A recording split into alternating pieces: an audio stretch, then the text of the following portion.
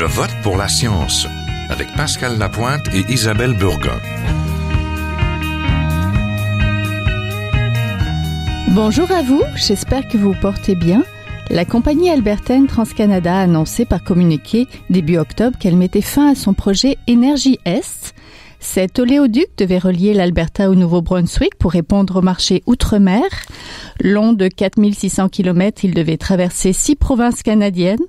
C'est par lui que devaient transiter plus d'1 million de barils de pétrole issus des sables bitumineux. Le projet Énergie Est avait rencontré beaucoup de résistance. Cette récente nouvelle a donc été bien accueillie par une grande partie de la population, des écologistes aux autochtones et même par de nombreux politiciens. La décision de l'Office national de l'énergie a pesé un grand poids dans cet arrêt du projet. Son nouveau comité s'était engagé à tenir compte des gaz à effet de serre de la construction du pipeline, mais aussi de ceux de son exploitation et de ceux liés à la production du pétrole qui devait y circuler. Le gouvernement fédéral a toutefois approuvé 2 autres projets de pipeline. Donc la fin d'Énergie Est, ce n'est sans doute pas la fin des oléoducs canadiens.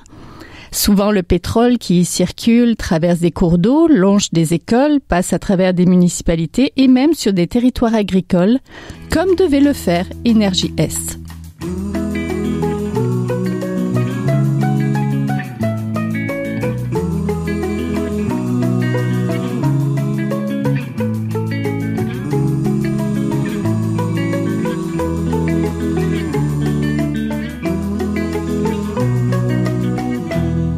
Tout d'abord, aujourd'hui, pour en parler, Alexandre Schill, journaliste au quotidien Le Devoir, qui a particulièrement suivi ce dossier. Bonjour. Oui, bonjour. On reçoit aussi Carole Dupuis, la coordinatrice générale et porte-parole du regroupement Vigilance Hydrocarbures du Québec. Bonjour. Bonjour. Alexandre Schill, vous avez beaucoup suivi ce dossier. Pouvez-vous nous rappeler un petit peu les points importants, les jalons importants? Bien, effectivement, ce projet-là, quand même, qui a été abandonné, comme vous le disiez, au mois d'octobre, a quand même vécu, si on veut, pendant 4 ans. Ça a été présenté pour la première fois, ce projet-là, je me souviens très bien, c'était au début du mois d'août de 2013, donc 1 mois après la tragédie de Lac-Mégantic, donc où il y avait un train qui avait déraillé, explosé, provoqué la mort de 47 personnes, mais aussi une importante pollution, notamment dans la rivière Chaudière, puis dans la région de Mégantic. Ça a été un drame, évidemment, un drame humain, un drame environnemental également.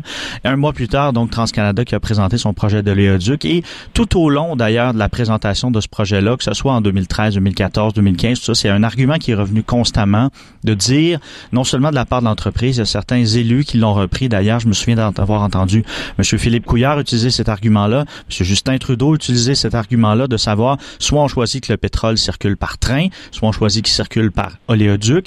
Ce qu'on constate maintenant avec l'abandon d'Énergie Est, d'ailleurs, il faut le souligner quand même, c'est qu'il n'y aura pas davantage de trains, donc c'est un argument qui, d'un point de vue, si on veut, calculateur, là, dans mathématiques, là, la quantité de pétrole ne semble pas avérée.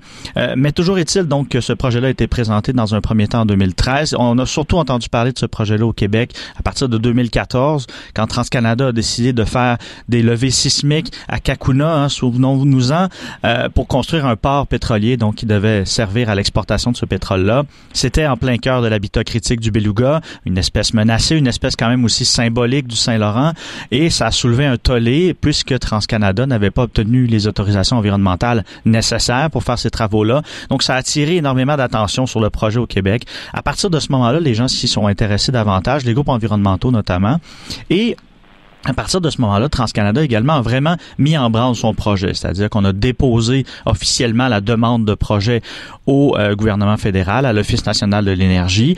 En même temps, l'entreprise refusait de respecter la loi sur la qualité de l'environnement au Québec et de produire une étude d'impact à proprement parler pour le Québec, ce qui était nécessaire en vertu de la législation québécoise, là, ce qui est nécessaire en fait pour tout pipeline de plus de 2 km au Québec. Donc, on peut dire que Énergie Est répondait à ce critère-là, et ça a été quand même une bataille de longue haleine là, de la part des groupes environnementaux notamment et du Centre québécois du droit de l'environnement qui ont forcé la main, si on veut, au gouvernement Couillard pour l'obliger a exigé de TransCanada une étude d'impact, ce qui a été fait en bout de ligne là, en 2016. Donc, ça a pris quand même un certain temps. L'étude d'impact au moment de l'abandon d'Énergie Est, d'ailleurs, le mois dernier, n'était toujours pas complétée. Même le ministre de l'Environnement, qui était à l'époque David Hurtel, avait dit, écoutez, je ne sais plus quoi penser de cette entreprise-là. Il ne collaborait pas, semble-t-il, pleinement avec le gouvernement du Québec. Entre-temps, ils ont fait quand même la promotion de leur projet. Ils avaient un compte Twitter spécialement dédié à Énergie Est. On a fait beaucoup la promotion de la création d'emplois liés à ce projet-là, etc., etc. Au fait qu'on devait utiliser du pétrole canadien au Québec au lieu d'importer du pétrole étranger. Donc, ça a été parmi les arguments de vente de TransCanada. Mais ce qui a vraiment fait dérailler, si on veut, les audiences fédérales, c'est véritablement lorsqu'on a appris que des commissaires de l'Office national de l'énergie, donc qui étaient chargés d'évaluer le projet pour le gouvernement fédéral, ont rencontré Jean Charest, l'ex-premier ministre du Québec, alors qu'il était conseiller, si on veut, pour TransCanada pour le projet Énergie Est. Ça a vraiment créé un tollé, ça a forcé l'arrêt des audiences fédérales. Et là, tout ça s'est enchaîné jusqu'à l'abord du mois dernier. Là. Oui, le comité a changé. Vous avez rappelé quelque chose d'intéressant parce que c'était le contexte de départ. C'est depuis la terrible tragédie de Mégantic, certains considéraient que les oléoducs présentent moins de danger que le transport par wagon-citerne. Pourquoi, selon vous, Madame Dupuis, il est impossible de comparer une tragédie ferroviaire avec tous ces décès, ces vies brisées, avec celle que représenterait un déversement important causé par un pipeline dans le fleuve Saint-Laurent? Tout d'abord, on ne peut pas comparer une tragédie humaine immédiate comme celle du lac Mégantic, où il y a eu les très nombreux décès, mais aussi toute une collectivité dévastée, probablement de manière irrécupérable. Donc, une tragédie humaine ne se compare pas à une tragédie environnementale à court terme, à tout le moins, parce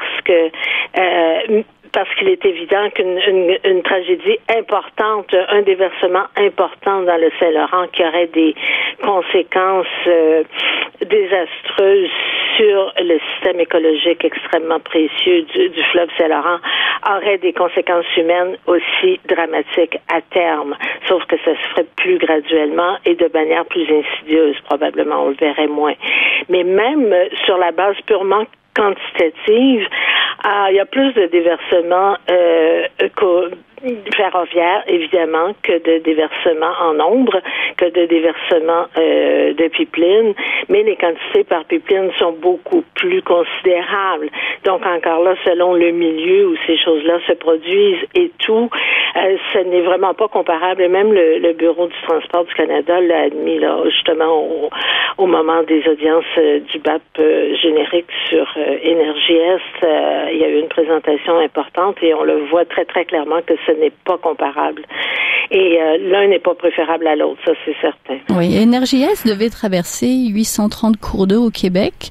Pourtant, le sol des berges est souvent trop instable pour supporter un oléoduc. Ça peut être dangereux pour nos cours d'eau, mais aussi pour notre eau potable. Oui, effectivement, il y a des risques liés à l'eau potable. D'ailleurs, la communauté métropolitaine de Montréal, ça avait été en quelque sorte l'argument massu pour s'opposer au projet Énergie Est. Même l'ancien maire, devrait-on dire maintenant, Denis Coderre, s'était manifesté comme un opposant farouche au projet Énergie Est, notamment en raison de la protection de l'eau potable, puisque le pipeline devait traverser notamment la rivière des Outaouais, mais également la rivière des Mille-Îles, la rivière des Prairies, parce qu'il y avait une connexion qui devait amener, en théorie, du pétrole jusqu'à Montréal. Donc, il y avait des risques réels pour les sources d'eau potable de la région de Montréal, qui est quand même non négligeable. C'est la région la plus peuplée au Québec. Donc, déjà ça, il y avait quand même des questions qui se posaient. Puis, le pipeline devait également traverser la plupart des grandes rivières sur la rive nord jusqu'à Saint-Augustin de Desmaures, pas tellement loin de Québec, où il devait traverser vers la rive sud. Donc, il y avait quand même beaucoup de rivières qui servent d'approvisionnement en eau potable pour différentes municipalités qui étaient possiblement touchées par ce projet-là. Donc, clairement, là, il y avait des questions de ce point de vue-là qui se posaient. Oui. Il y a aussi d'autres pipelines au Québec et certains vieillissent mal. Quels sont ceux qui devraient nous préoccuper? Écoutez, il y a en tout cas dans les pipelines importants qui transportent du pétrole au Québec. Il y a le pipeline 9B de l'entreprise Enbridge, qui est un pipeline qui a été construit en 1975, qui, là, depuis 2 ans et demi à peu près, amène du pétrole de l'Ouest canadien vers Montréal. C'est un pipeline qui transporte environ 300 000 barils de pétrole par jour, du pétrole brut. On ne sait pas précisément s'il s'agit de pétrole brut conventionnel, de pétrole des sables bitumineux, par exemple. L'entreprise ne donne pas ce genre d'informations-là. Tout ce qu'on sait, c'est qu'il y a un mix, si on veut, de 2 types de pétrole au moins, si ce n'est plus. Et il y a quand même des questions qui se posent parce que l'entreprise a mené plusieurs dizaines d'opérations d'excavation sur cette conduite-là depuis que le flot du pipeline, si on veut, est inversé et amène du pétrole vers Montréal.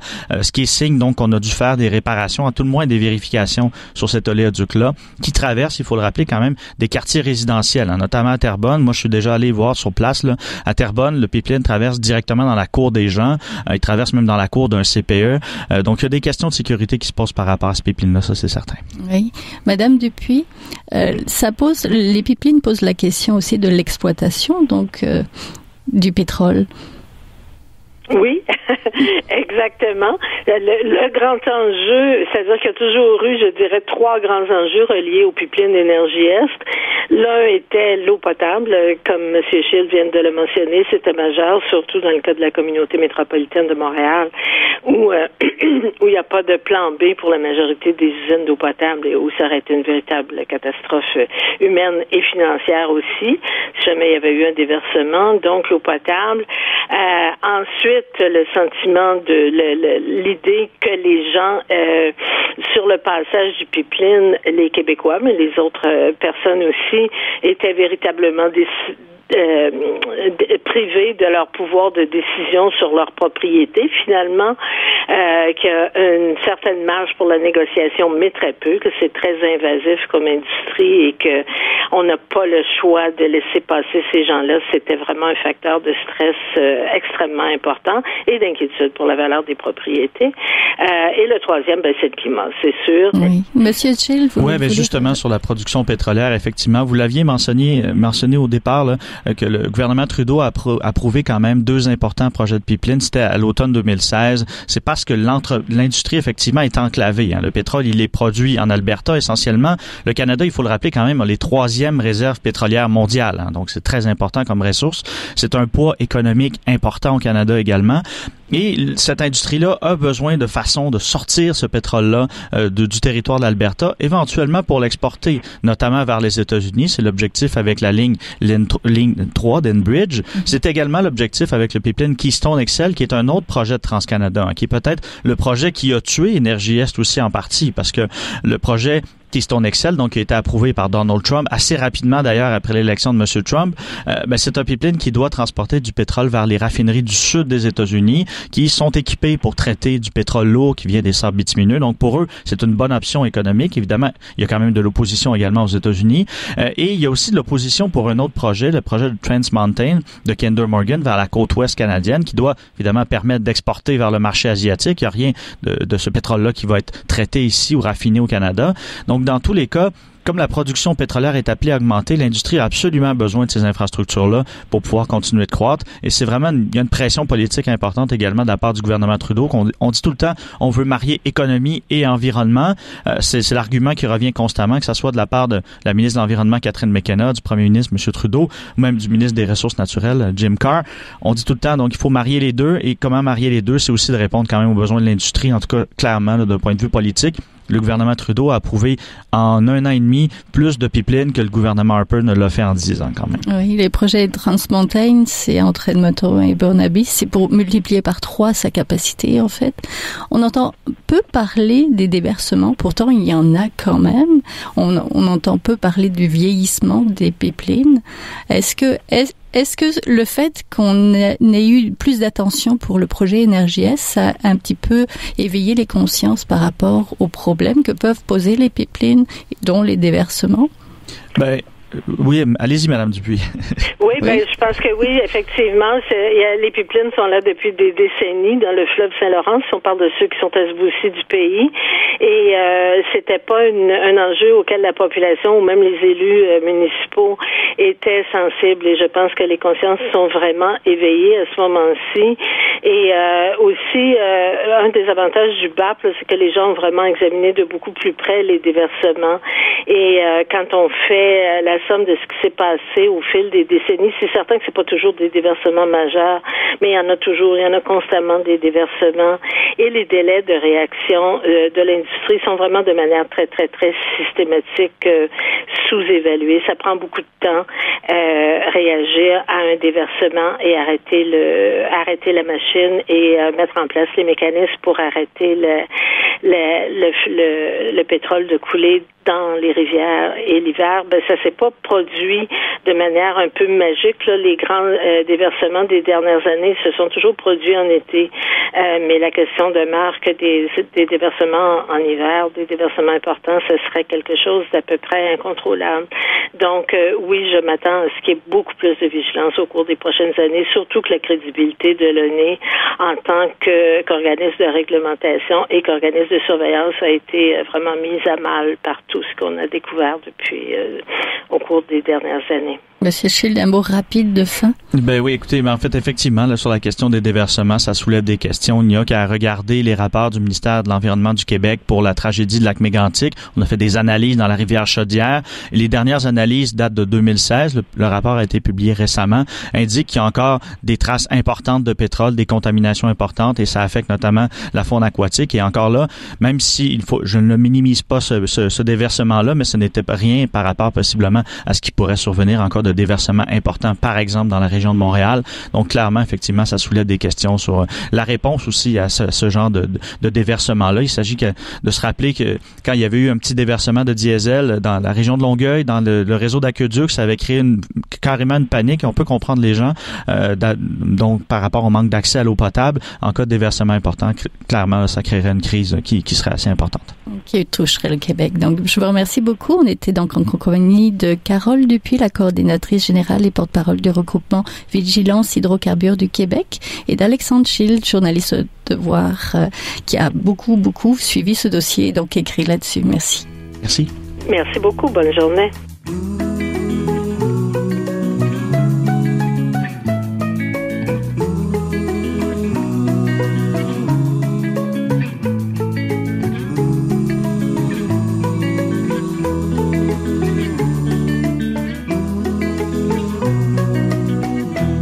Nous rejoignons Éric Pinault du département de sociologie de l'UQAM, économiste et auteur de l'ouvrage Le piège Énergie Est dans la collection Polémos chez Éco-Société. Bonjour. Oui, bonjour. On a écrit qu'Énergie Est, c'était l'enjeu économique et écologique le plus important au Canada depuis le début de ce siècle. Vous avez écrit un livre pour résister. Pourquoi était-ce un piège, Énergie Est? C'était un piège parce que c'était une infrastructure qui, pour être rentable pour l'entreprise et pour toute l'activité économique qui s'y rattache, en fait, parce que c'est pas juste un pipeline, c'est aussi des entreprises qui s'attachent à ce projet-là. Il fallait une expansion considérable de la production dans l'Ouest canadien de sable bitumineux. C'était donc une condition ça facilitait, premièrement, l'expansion de l'exploitation des hydrocarbures dans l'Ouest canadien, et en même temps, il y avait un besoin pour qu'il y ait du liquide qui coule dans le tuyau pour que le tuyau soit rentable. Donc, soit d'un côté, le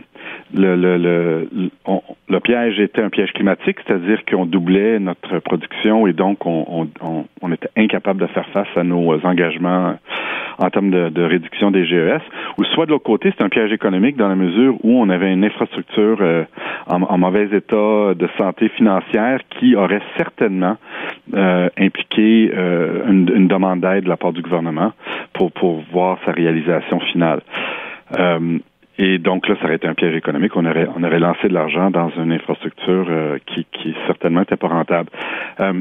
Et c'est là où le mouvement écologiste a joué un rôle vraiment important dans l'arrêt du projet. C'est en fait en retardant le projet. Si il n'y avait pas eu d'opposition environnementale dès le début au projet, en ce moment, aujourd'hui, on serait en train de discuter d'une infrastructure en train d'être construite dans une conjoncture difficile et sûrement d'un financement de la part des deux paliers de gouvernement, provincial et fédéral, pour aider à la construction du projet. Donc, ça serait vraiment une autre discussion qu'on serait en train d'avoir. Oui, l'arrêt de ce projet ne sonne pas le glas des pipelines. Pourtant, vous allez devoir peut-être écrire un autre livre ou d'autres livres? Absolument. En fait, j'y pense en me disant que il y a 3 grands projets, peut-être 3,5, on pourrait dire, qui étaient rattachés à cette idée de sortir les sables bitumineux de leur enclave continentale. Il y avait le projet Kinder Morgan vers l'océan Pacifique, qui est le projet donc Trans Mountain. Alors ce projet est sur les rails, mais rencontre une opposition citoyenne et une opposition de la part des Premières Nations qui, encore là, jouent à peu près le même rôle que pour Énergie Est.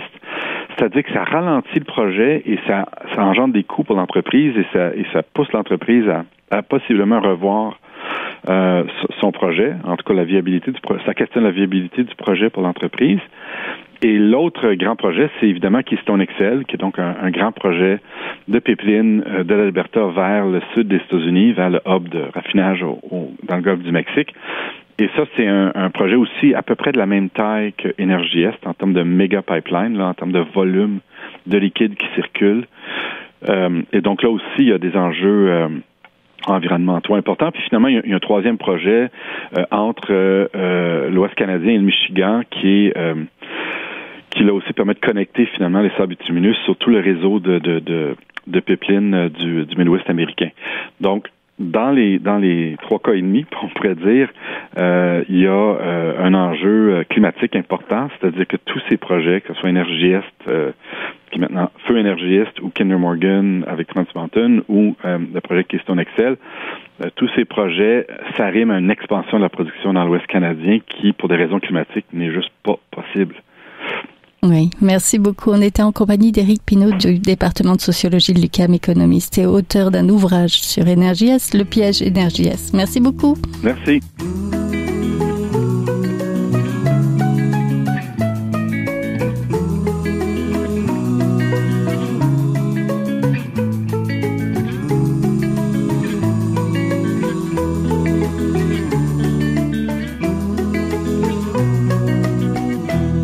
On retrouve Josée Nadet-Drouin, directrice de l'agence Science Presse et mordue de littérature pour notre chronique aujourd'hui. C'est d'ailleurs de livres que vous allez nous entretenir, pas vrai? Oui, tout à fait. Comme tu le dis, j'adore lire, puis comme probablement plusieurs de tes auditeurs, je prends jamais assez de temps pour le faire. Donc, cette petite chronique littéraire que tu me proposes là aujourd'hui là, d'animer, je la vois comme une occasion là vraiment parfaite de m'imposer durant l'année qui s'en vient là quelques lectures à saveur scientifique. Donc, des livres qui vont toucher la science, évidemment, mais puisqu'on est à Je vote pour la science, des livres qui vont aussi soulever quelques enjeux politiques. Puis, en fin de chronique, à l'occasion, je partagerai également avec vous quelques autres découvertes tirées de l'actualité littéraire scientifique. Une chose, avant que je ne l'oublie, j'aimerais ça inviter aussi les auditeurs de Je vote pour la science à partager avec nous leur propre coup de cœur littéraire.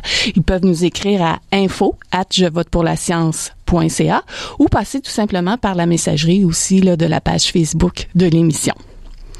Alors, pour démarrer cette chronique, je me suis tournée vers un livre qui n'est pas très récent, mais qui était sur ma table de chevet depuis passablement de temps. Il a été publié en 2010. La version française est apparue l'année suivante en 2011. Puis encore 7 ans après sa sortie, là, il figurait sur la liste des best-sellers là, du New York Times. Puis si j'ai décidé de vous en parler aujourd'hui, c'est qu'une amie me l'avait chaudement recommandé. C'est tout un suspense. Oui. Et qu'il aurait surgi aussi sur les écrans radars après avoir fait l'objet plus tôt cette année d'un film produit réalisé par Oprah Winfrey. Alors, vous allez voir, même s'il date un peu, là, c'est un livre qu'on trouve, comme je le disais, en français, puis les enjeux qui y sont soulevés sont toujours actuels. Alors, ce livre s'intitule « La vie immortelle d'Henrietta Lacks ». L'auteur est aussi une journaliste scientifique, Rebecca Skloot. Il s'agit en fait là, de la biographie d'une femme américaine noire dont les cellules cancéreuses ont été prélevées sur son corps avant son décès au début des années 50. sont les premières cellules qui ont été mises en culture avec succès. Puis ça, c'est vraiment important de le souligner. Il faut savoir, en fait, que la mise en culture de cellules vivantes, c'est très important en sciences parce qu'elle permet aux scientifiques de vérifier comment les cellules se comportent lorsqu'elles sont exposées, par exemple, à des toxines ou à des agents infectieux. Puis ça, c'est des expériences qu'on peut pas faire, évidemment, sur les êtres vivants comme ça. Alors, on dit même que, je vous disais que ça a été un grand succès, on dit même que la mise en culture des cellules ELA, pour Henrietta Lacks, a obtenu un tel succès que si l'on pouvait empiler sur une balance toutes les cellules produites depuis le début de la mise en culture, elles pèseraient plus de 50 millions de tonnes. À travers les années, cette lignée cellulaire est aussi à l'origine de plusieurs percées médicales, dont le vaccin contre la polio. Attention, il y a toute une liste. La chimiothérapie, le clonage, le séquençage génétique, la fécondation in vitro. Les cellules ont aussi permis la mise au point de plusieurs médicaments, dont notamment celui contre l'herpès, la leucémie, la grippe, l'hémophilie, la maladie de Parkinson. Mais encore, les cellules d'Henrietta ont même participé aux premières missions spatiales en permettant aux scientifiques d'observer le comportement des tissus humains en apesanteur. Vous l'aurez donc compris, le récit soulève d'importantes questions éthiques où s'entremêlent la science et la politique, notamment sur le consentement médical, libre et éclairé, puis l'accessibilité des soins pour tous. Si on revient sur la notion du consentement, c'est que les cellules ont été prélevées sur Henrietta sans son consentement ou celui de sa famille. Tu connais bien l'histoire, Isabelle, je te vois opiner. Elles ont servi à diverses expériences scientifiques à travers le monde et pour ce faire, elles ont été vendues, achetées sans que les membres de la famille en soient informés. Ils l'ont appris seulement plusieurs années plus tard. Malgré le fait que les cellules d'Henrietta ont été d'une importance capitale pour la science, c'est là que ça blesse, parce qu'aucun formulaire de consentement n'a été signé ou même proposé à l'époque aux membres de la famille, ils n'ont jamais eu droit à un retour sur les profits générés par la vente des cellules, puis ils n'ont même jamais eu accès à une assurance santé alors qu'ils éprouvaient plusieurs problèmes de santé. On peut facilement imaginer que leur vie aurait été bien différente si le consentement avait été établi dès le départ. Les témoignages des membres de la famille d'Henrietta, aussi à travers le livre, laissent aussi voir toute la misère vécue par cette petite famille noire non éduquée aux États-Unis à l'époque. L'auteur aborde aussi le racisme par la communauté noire, vécu par la communauté noire durant cette période. En fait, ce livre, qui a nécessité 10 ans de recherche et de rédaction de la part de l'auteur, mélange habilement le style biographique et la vulgarisation scientifique. Merci beaucoup. C'était José Nadia Drouin, directrice de l'agence Science Presse, qui va revenir peut-être dans un mois à peu près, à la période de Noël. J'ai déjà choisi un livre. Nous parler de livres. Elle avait animé un kiosque, en fait une page aussi de littérature scientifique sur l'agence Science Presse. Peut-être qu'on vous mettra le lien aussi. Donc si vous voulez participer, n'hésitez pas, communiquez vos livres, vos coups de cœur là. Puis tous les coups de cœur seront transmis à José Nadia pour qu'elle jette un œil dessus. Donc, merci beaucoup. Merci Isabelle. C'est tout pour cette semaine. Je vote pour la science est une production de l'agence Science Presse avec Radio Ville-Marie. Au micro, Isabelle Burguin, à la régie, Daniel Fortin. Vous pouvez réécouter cette émission à l'antenne de Radio VM ou encore en podcast sur le site de l'agence Science Presse au sciencepresse.qc.ca et nous suivre toujours sur vos réseaux sociaux préférés. À la semaine prochaine. Jin Jiahua est un chercheur typique de ceux pour qui les progrès de la bioinformatique ont préséance sur le sens biologique et pour qui la grosse science constitue la seule logique. On y parle de génome, de transcriptome et de spliceosome, de traductome, de protéome et de foldéome, de kinome, de protéasome, mais pas du glaucome de Guillaume, de signalosome vers les lysosomes, et puis phone. Des milliers de candidats qui montent et qui descendent en fonction du stimulus.